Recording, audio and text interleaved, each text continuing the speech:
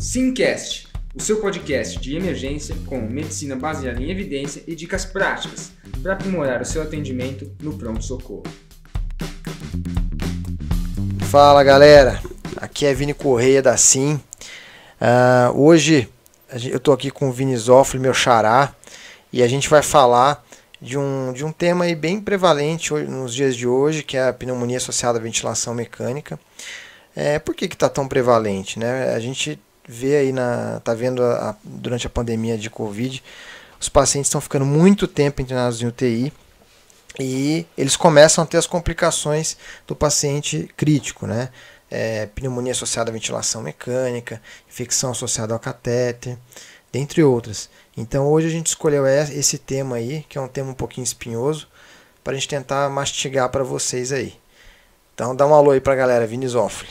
Tudo bem, gente? Vou participar aí pela primeira vez do Simcast.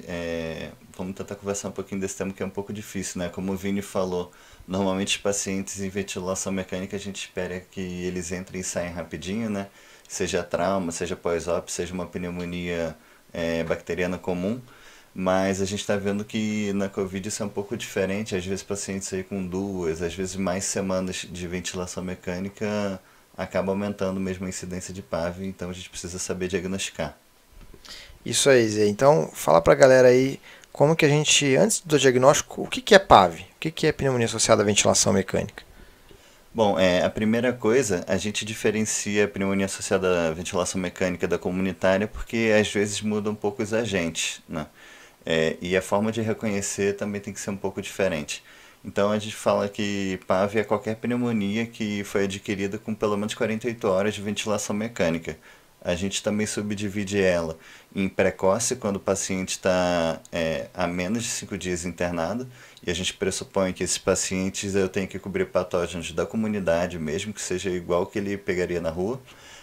Enquanto a PAV tardia é aquela que acontece quando o cara já tem mais de 5 dias internados, e aí já começa a pensar em cobrir germes hospitalares.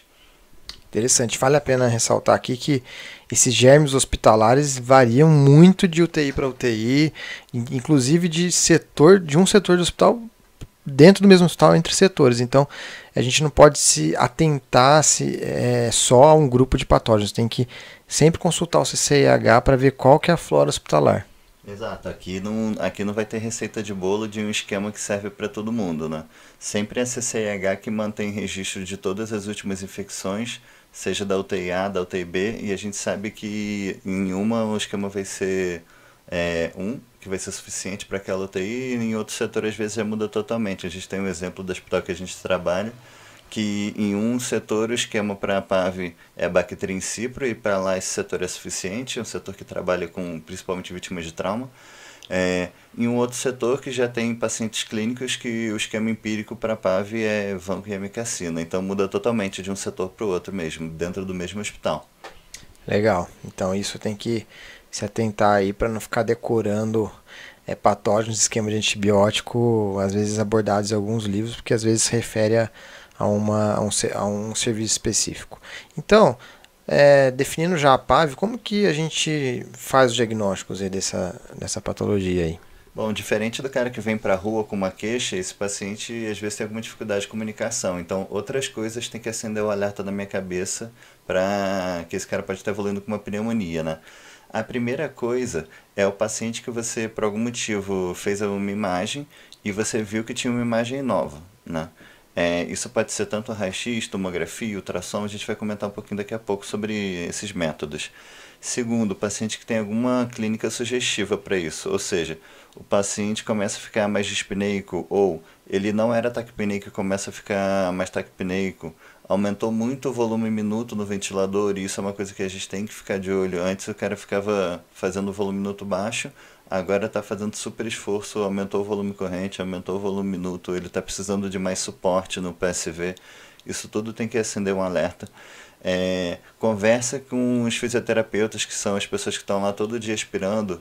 A gente também tem que fazer a aspiração, tá? Mas eles que estão acompanhando mais de perto, conversa se está aumentando a quantidade de secreção, se piorou o aspecto, ou laboratoriamente se piorou os parâmetros inflamatórios, se o paciente está fazendo uma leucocitose, se ele começou a fazer febre, isso tudo também tem que acender um alerta na minha cabeça.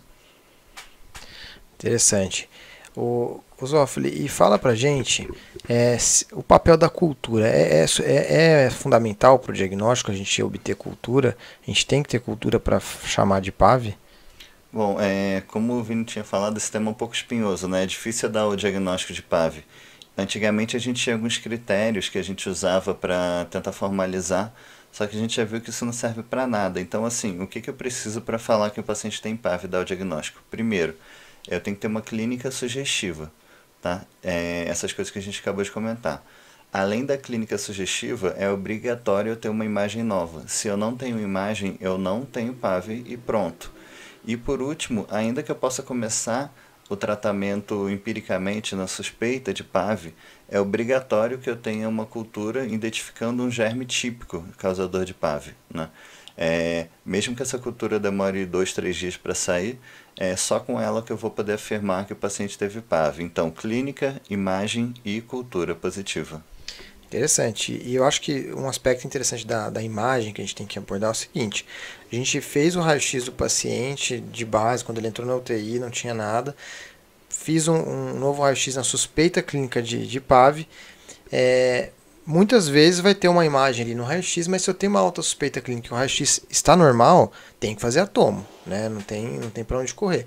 Faz a tomo ou ultrassom, point of care também, para a gente ver se identifica alguma imagem nova, porque às vezes o raio-x não tem sensibilidade suficiente para detectar esses casos, né? Exatamente. Se eu fiz o raio-x e achei a imagem, é ótimo, mas de forma alguma o raio-x normal afasta. Então, como o Vini falou, o paciente está estável, tem condição de levar para tomo, é tomo e pronto, tá? Se o paciente está instável, primeiro, não tem por que sair arriscando o paciente e levando ele para uma tomo, né? Faz um ultrassom pulmonar, né? Mas aí, gente, não é um ultrassom meia boca, tem que ser um ultrassom formal, todo, não é só fazer 4 quadrantes e pronto, tchau. Eu vou ter que avaliar o pulmão inteiro do meu paciente, procurando se eu tenho broncograma dinâmico, se eu tenho um padrão de linha B assimétrico, ou seja, eu tenho um lado só linha A e o outro linha B, isso é sugestivo de pneumonia, ou tem mais linha B de um lado do que do outro, ou eu tenho consolidação subpleural, ou eu tenho broncograma dinâmico. São coisas que me levam a crer que eu possa ter uma consolidação no meu pulmão, né? Então, assim, mesmo que o paciente tenha raio-x normal, não exclui. Mesmo que o paciente não possa sair para fazer uma toma, eu vou lá e faço um ultrassom para bater o martelo. Legal. E da cultura, tem algum... A gente tem as culturas que a gente pode coletar ou por aspirado traqueal, ou por lavado broncoalveolar, né, ou por escovado broncoprotegido, né? Quais são as considerações a respeito de cada método aí, Zé? Bom, a primeira coisa, se eu pensei em PAV, eu sou obrigado a ter uma cultura do trato respiratório, e eu sou obrigado a colher uma hemocultura, né? Não é raro a hemocultura vir positiva e isso pode me ajudar, tá, no diagnóstico. Em relação à coleta de material respiratório, a gente tem duas categorias. A gente tem os métodos não invasivos e invasivos. Os não invasivos são aqueles que eu consigo fazer de forma fácil, na beira do leito, não precisa ser nem médico, né? Que o nosso grande exemplo é o aspirado traqueal, e os invasivos eu tenho o lavado broncoalveolar. Qual a grande diferença entre os dois? O lavado broncoalveolar é um procedimento de risco, né? Eu tenho risco de fazer pneumotórax, eu tenho risco de fazer uma hipoxemia grave. É complicado fazer isso em pacientes que estão com parâmetros altos na ventilação. Enquanto o aspirado traqueal é muito mais prático, eu posso pedir para o fisioterapeuta da unidade fazer a coleta, é mais prático. Mas assim, o lavado broncoalveolar, ele é muito mais acurado, né?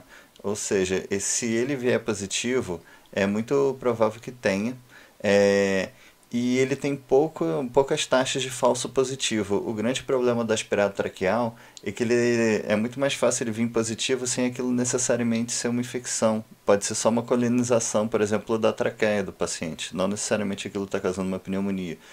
Então, quem advoga o uso do lavado faz isso pensando em uso racional de antibiótico, em eu poder desescalonar antibiótico mais fácil, poupar antibiótico.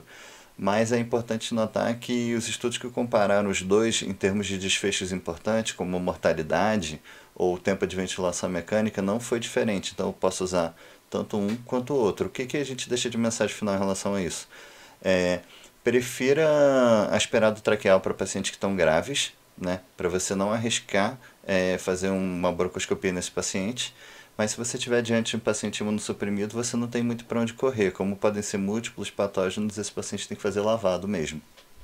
Legal. E assim, é interessante salientar que diante dessa pandemia de Covid, esses pacientes com Covid, também a gente acaba optando mais por aspirado traqueal porque gera menos aerossol, né? Então deixar o lavado mais para alguns casos específicos mesmo, né? E José, tem algum corte específico para a gente diferenciar entre colonização e infecção, para a gente chamar de PAV mesmo?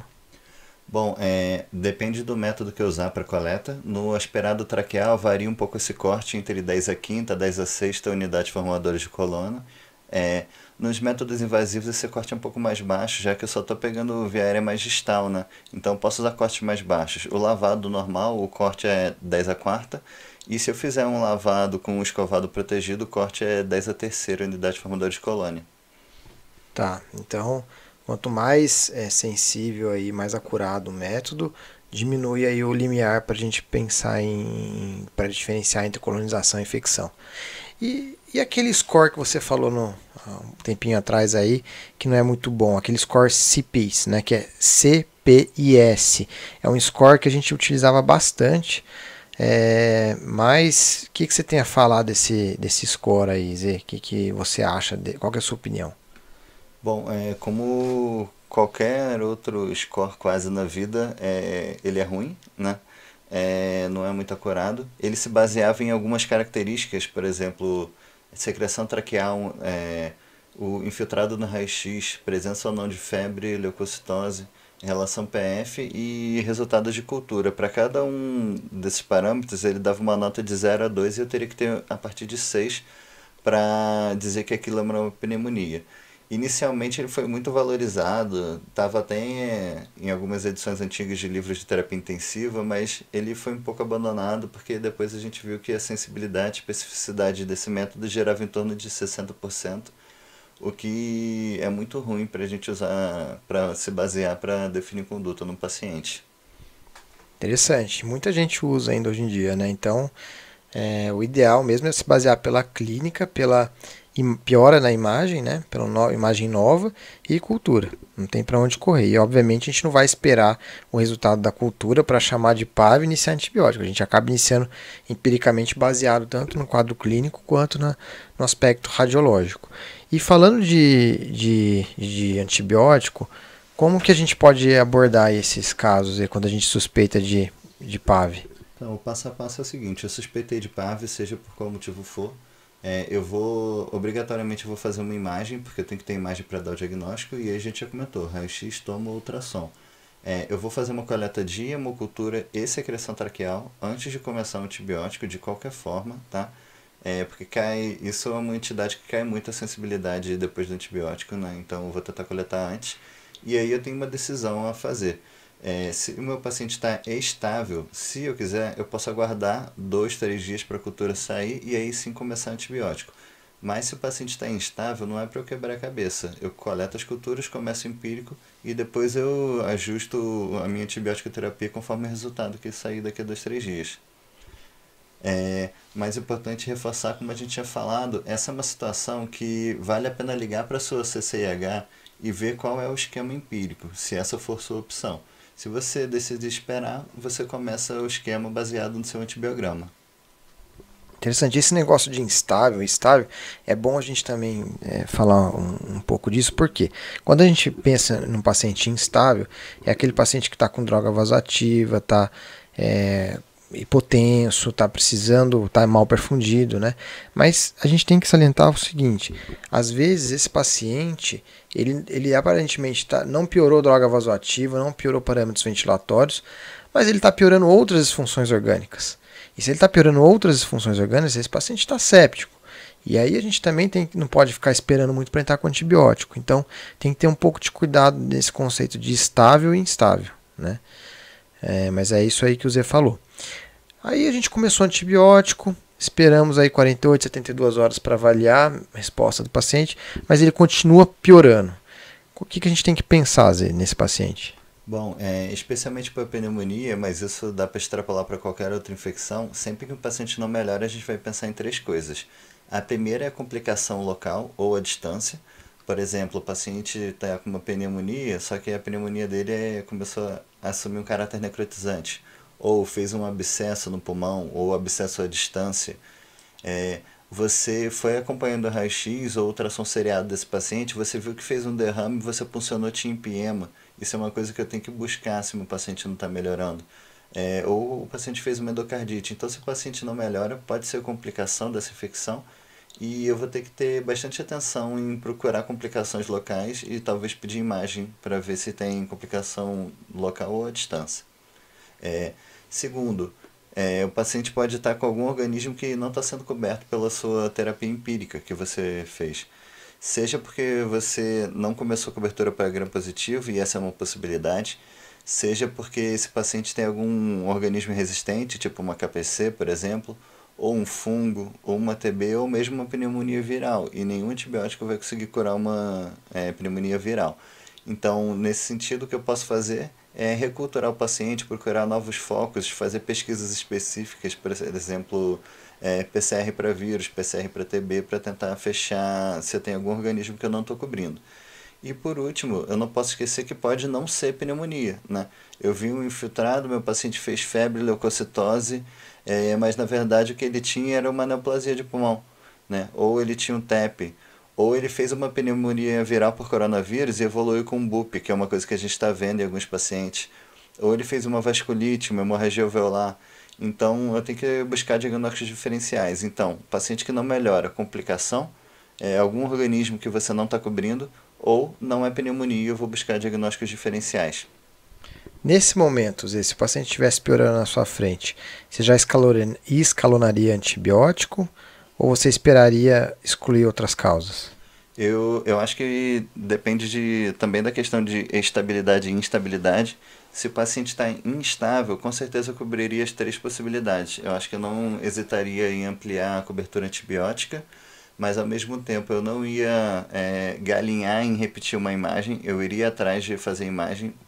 O ultrassom pulmonar à beira-leito é simples e resolve a minha vida. E eu ia ter a cabeça muito aberta para diagnósticos diferenciais, por exemplo, o TEP, que a gente está vendo muito nesse paciente com coronavírus. Então, acho que eu tentaria fazer as 3 coisas ao mesmo tempo. E se alguém te criticar por escalonar antibiótico nesse contexto, paciência, né? Você está fazendo o que você acha que é melhor para o paciente que está instável. E outra, se você achou outro diagnóstico diferencial que não fosse um outro germe não coberto, você descalona depois, né? Esses pacientes graves a gente tem que ser um pouco mais mão aberta para antibiótico, não tem dúvida. E o outro lado é verdade. Se você não está com paciente grave, eu acho que aí acalma o seu coração, né? Pesquisa novos focos, pesquisa complicações, diagnósticos diferenciais, mas se o cara está estável, segura um pouco a mão no antibiótico e vê o caso com calma, né? Você tem que ser maleável, tanto para um lado quanto para o outro. E a gente colocou uns stories de PAV, né, no Instagram e deixamos uma pergunta aberta justamente isso, se o paciente não melhorasse. Tem um dos nossos seguidores que perguntou sobre cobertura para fungo nesses casos. É um pouco, assim, a gente tem que ter um pouco de cautela. A gente tem que pensar, primeiro a gente tem que pensar em qual que é o perfil de paciente para fungo. Primeiro aquele paciente instável, assim, que está piorando bastante, muito grave, mas que está todo invadido com catéter venoso central, com sonda vesical, aquele paciente imunossuprimido, né? Principalmente o paciente imunossuprimido. No paciente que é imunocompetente, se eu achar um fungo numa cultura de material respiratório, eu vou ficar imaginando que é complicação não, me desculpe, que é só colonização. Não vou ficar pensando que aquele é o agente principal da infecção. Exato, então é mais aquele cara que está muito tempo na UTI e que tem fator de risco. Então é mais a exceção, a gente acaba não escalonando direto para um antifúngico, né? O primeiro passo geralmente é o escalonamento para outro antibiótico mais de amplo espectro, né? E dizer, como que a gente pode prevenir isso, né? Porque isso daí aumenta bastante a morbidade e a mortalidade desses pacientes críticos, que já tem uma mortalidade muito alta. E quais são as medidas aí para a gente prevenir isso? Bom, eu acho que um dos fatores que está fazendo a gente ver muita PAV, além dos pacientes ficarem muito tempo em ventilação, é o fato de que, como tem muito paciente grave, tem muita gente que não trabalhava em UTI que agora está trabalhando, seja de físio, médico, enfermeiro, e tem coisas que que a gente podia fazer melhor, né? Por exemplo, primeira coisa, eu tenho que minimizar o uso de sedação, né? O mínimo de sedação possível, e eu tenho que tentar desmamar a ventilação mecânica e estubar esse paciente o mais precocemente possível. Não adianta ficar com medo de estubar o paciente, né? Cada dia mais de ventilação mecânica aumenta o risco de PAV. Segundo, aquele negócio de sempre, higienização das mãos para evitar passar um germe de um paciente para o outro. Principalmente germes resistentes que vão complicar a minha vida se eu tiver que tratar eles depois, né? Se eles causarem uma PAV. Uma coisa que é obrigatório, todo mundo que está entubado tem que ficar monitorizando a pressão de cuff, idealmente de 8 a 8 horas. Tenta deixar a pressão de cuff em torno de 30. E não adianta me vir com aquela história de ficar apertando o cuff para ver se está bem insuflado, não. Coloca o cufômetro e vê se está com uma pressão de 30. Sempre que você vê um paciente com cabeceira que não está a 30 a 45 graus, vai lá e levanta a cabeceira do paciente. Não vai pedir para alguém fazer isso, já vai lá e faz. Deixa a cabeceira em 30 a 45 graus. Uma medida que é relativamente fácil prescrever higiene oral com clorexidina, tipo, escova o dente do paciente com aquela escovinha de clorexidina, para justamente tirar a colonização da cavidade bucal, que normalmente é a fonte da pneumonia associada à ventilação. Normalmente, a causa da pneumonia é microaspiração de conteúdo da cavidade oral, e se eu higienizar a cavidade oral, eu vou reduzir a incidência de PAV. Fisioterapia respiratória para ajudar a manipular a secreção, já que esse paciente que está entubado ele tem prejuízo gigantesco do aparelho mucociliar. Uso de filtro HME, isso está todo mundo fazendo por causa do medo do coronavírus, né? Mas é uma coisa obrigatória. E outro detalhe, né? Às vezes você está vendo aquele condensado, aquele líquido no circuito do ventilador, eu vou tirar isso daqui porque está fazendo barulho e joga para dentro da viária do paciente. Isso também está errado. Esse líquido normalmente é colonizado, eu não posso deixar esse material refluir para dentro da via aérea. E por último, não sair usando protetor gástrico tipo IBP, omeprazol, ranitidina, sem você ter uma clara indicação, porque isso reduz uma proteção do paciente que é o pH gástrico baixo, né? Se eu tenho pH gástrico que está elevado, o estômago também vai ser colonizado, e isso aumenta a incidência de PAV também. E a gente vê em várias UTIs, várias. O paciente internou, já ganha omeprazol, né? Isso é complicado. A gente tem que avaliar as indicações claras. A principal é a ventilação mecânica acima de 48 horas, né? Mas tem outras também que tem menos evidência, né? Eu acho que o paciente que você vai usar isso, eu acho que hoje em dia talvez valha a pena ser muito parcimonioso. Tipo, você vai usar isso no cara que está ventilando, está em jejum, não está com dieta trófica e está com droga vasativa que está subindo. Eu acho que hoje em dia a gente tem que ser muito, muito criterioso para utilizar protetor gástrico. Depois a gente faz um podcast só sobre isso, porque tem um estudo muito legal do HC sobre isso. A gente pode discutir em um outro podcast aí. E tem algumas medidas aí novas, Zé, para isso também? Tem algumas coisas que a gente não tem disponível no SUS, né, mas que já estão provadas que reduz a incidência de PAV, que é, por exemplo, um tubo orotraqueal especial, que tem uma via de aspiração que fica localizada justamente em cima do balãozinho, do cuff, né? Essa via você deixa conectada no vácuo a uma pressão baixa, e ela vai aspirando toda a secreção que vai acumulando em cima do cuff, né? Isso a gente chama de aspiração subglótica contínua. E aí isso reduz a microaspiração desse material, reduz a incidência de PAV. O cuff normal é de um formato cilíndrico e de volume baixo e pressão alta, né? Isso não é o ideal. A gente tem alguns cuffs melhores hoje em dia que são de um volume maior, cabe mais ar dentro do cuff e que você pode manter uma pressão mais baixa. Inclusive alguns são no formato de pera em vez de ser um formato cilíndrico, que também reduz a aspiração. E tem uma coisa que não é difundida, né, mas que já está provado, mas não é nossa prática, que é usar uns tubos que são revestidos com prata para você reduzir a formação de biofilme no tubo. Interessante. Então, acho que a gente discutiu bastante os principais aspectos aí da pneumonia associada à ventilação mecânica. E qualquer coisa, se tiverem alguma dúvida, mandem pra gente no direct. E não deixe de acompanhar a nossa página no Instagram, que é @emergencia.sim, tá? E nosso site também, www.emergenciasobcontrole.com.br, e conheça nosso curso prático lá, que por enquanto está suspenso, mas a gente espera retornar em breve, e logo que acabar essa pandemia. Ainda está sem prazo, né? Mas logo que acabar essa pandemia a gente já vai voltar aí com tudo. E a gente espera que vocês lá. E é isso aí. Espero vocês para a gente conversar pessoalmente, tirar as dúvidas. Por enquanto a gente fica aí no Instagram, né? Um abraço. Um abraço, pessoal. Até a próxima.